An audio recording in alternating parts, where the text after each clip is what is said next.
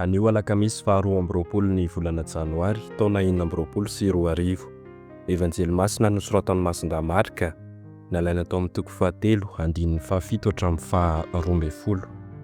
Miantso ny fanahy ratsy nanao hoe ianao no zanak'Andriamanitra, fanorarana izy ireo mba tsy hanao izay ahafantarana azy. Tamin'izany andro izany, lasa nakany amin'ny ranomasina niaraka tamin'ny mpianany i Jesoa, ary maro ny olona avy tany Galilea no nanaraka azy, ary maro koa no tany Jodea sy Jerosalema, ary tany Idome sy tany andafin'ny Jordany, ary tamin'ny tany manodidina ny Tira sy Sidona no nakeo aminy noho ny nandreny nataony, ary nilaza tamin'ny mpianany izy mba hanomana sambo kely handry azy eo noho ny habetsahan'ny vahoaka. Fandrao dia poritin'ny olona izy, fa nahasitrana ny olona betsaka izy ka nifanesika hanendry azy izay rehetra nanana aretina.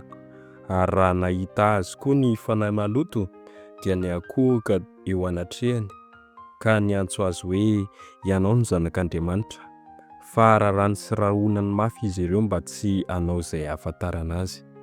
Izany ary ny tenin'ny Tompo, derany eo anao ry Kristy.